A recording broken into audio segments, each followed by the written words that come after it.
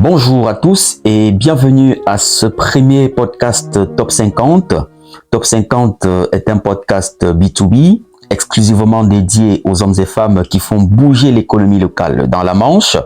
Nous allons aujourd'hui à la rencontre d'une créatrice de richesse. Elle a une solide expérience dans l'entrepreneuriat. Nous allons aujourd'hui découvrir une femme qui a plusieurs cordes à son arc. Myriam Corbet, bonjour. Bonjour Eric. Et merci de me recevoir chez vous. Vous êtes entrepreneur, réputée très discrète et efficace. Vous êtes aussi webmaster, community manager, organisatrice d'événements. Finalement, quelle est la casquette qui vous correspond le mieux? Bon, l'organisation d'événements est un peu en stand-by en ce moment parce que suite à la crise du Covid, on s'est un peu stoppé, mais formatrice, webmaster, community manager, ça, oui. Et comment vous arrivez à concilier toutes ces casquettes?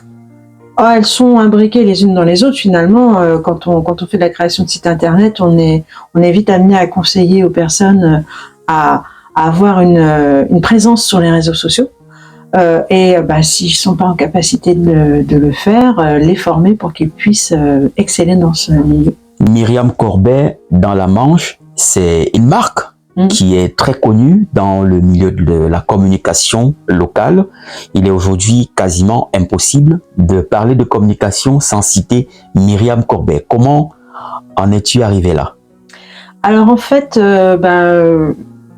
j'ai toujours mis à cœur de travailler et de donner le maximum de moi, donc je pense que ça a aidé.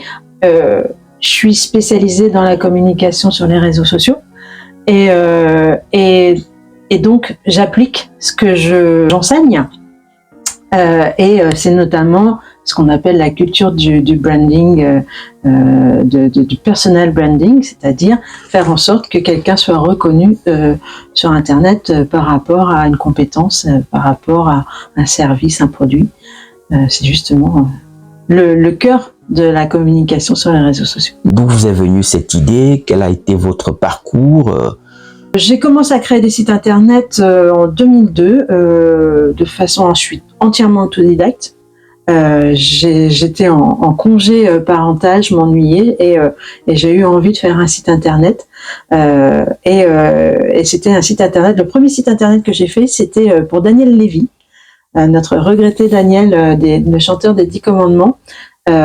J'étais fan de lui à cette époque et il n'avait pas de site internet et j'ai décidé sur un coup de tête de créer un site internet pour Daniel Lévy. Donc je suis allée sonner chez mon frère, je lui ai dit comme il était un peu dans le milieu, je lui ai dit est-ce que tu peux m'apprendre à faire un site internet? Il m'a dit non, j'ai pas le temps, je te donne les logiciels, un bouquin et débrouille-toi. Et je suis partie comme ça à apprendre le codage, l'HTML, le CSS, le PHP et j'ai appris au fur et à mesure comme ça. En autodidacte? Totalement en autodidacte. Et aujourd'hui Aujourd'hui, j'ai 250 sites en ligne.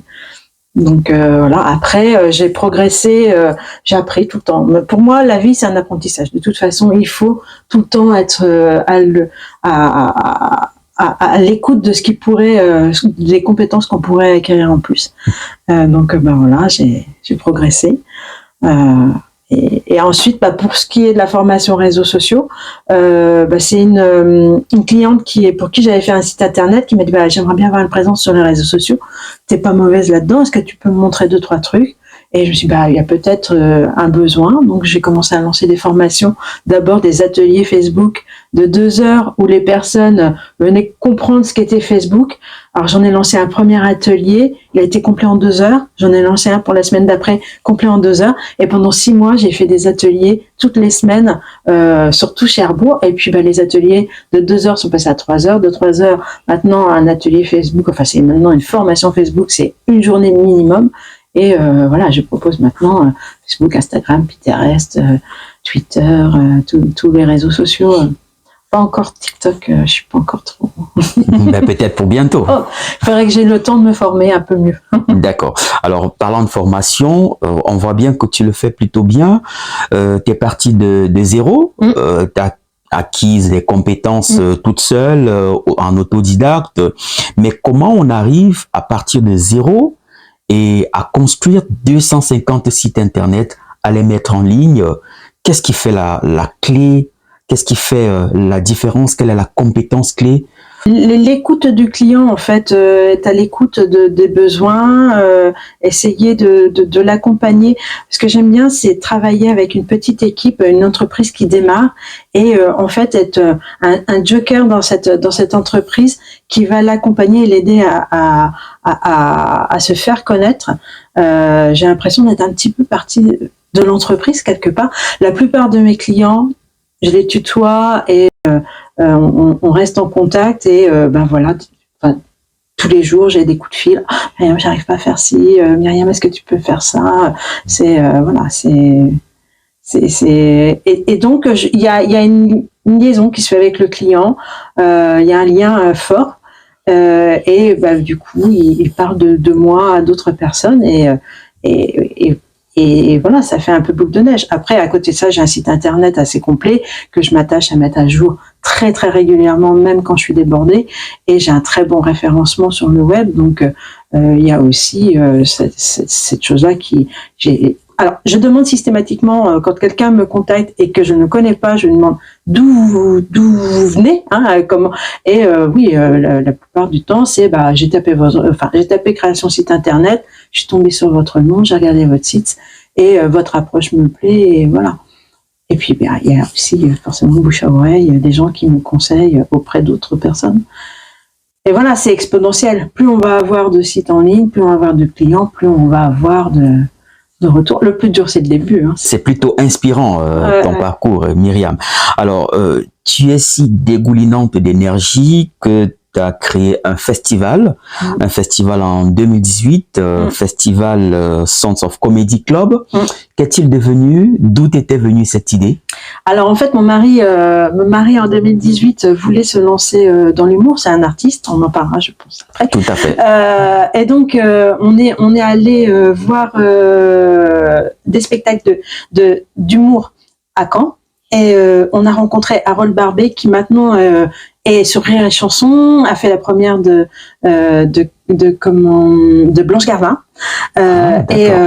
Et donc on est devenu avec Harold et il nous a dit mais créer une antenne de Sons of Comedy à Cherbourg. On est ok. Et donc on a trouvé une salle et on a commencé à lancer les spectacles. C'était très très sympa. C'était une époque vraiment sympa parce que on invitait des humoristes, mais on a eu des gens comme Tristan Lucas, des gens qui maintenant ont quand même une réputation certaine notoriété. Forte notoriété. Ouais. Et c'était génial parce qu'on les accueillait à la maison, on faisait la fête après le spectacle et on les ramenait au train le lendemain. C'était assez sympa. Malheureusement, avec la crise du Covid, ça s'est arrêté et on n'a pas retrouvé l'énergie de se relancer là-dessus. Mon mari est parti sur d'autres projets. Moi aussi, Sons of Comedy, c'était un gros travail de com'. J'ai pas obligatoirement le temps maintenant d'encore travailler là-dessus. Mais il n'y a pas une semaine, on en a reparlé, donc on ne sait jamais. Mais finalement, comment tu arrives à t'organiser entre l'enseignement, les prestations de construction des sites internet, des réflexions sur des événements? Est-ce que finalement, Myriam a une vie?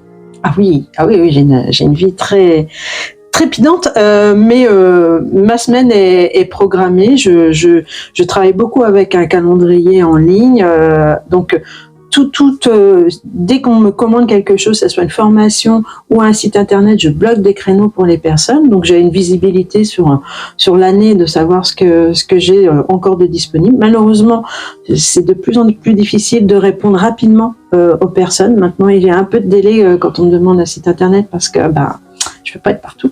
Mais c'est une organisation. Et puis il faut savoir le soir. Alors, c'est vrai que surtout l'hiver, j'ai tendance à traîner un petit peu tard au bureau, mais 19h, voilà, on ferme le bureau, c'est terminé et on s'arrête là et la vie personnelle commence. D'accord. Et puis le week-end aussi, voilà. Quel conseil donnerais-tu aux entrepreneurs qui souhaitent aujourd'hui réussir dans quelque domaine que ce soit dans le département de la Manche? Alors que ce soit dans le département de la Manche ou en France, la chose, c'est déjà de croire en son projet. D'y croire, de pas trop écouter les mauvaises langues qui veulent toujours vous dire ah mais attention, hein, tu te lances dans un truc. Voilà, faut essayer de bien s'entourer, d'avoir des gens qui vont vous supporter, vous encourager dans cette pratique-là.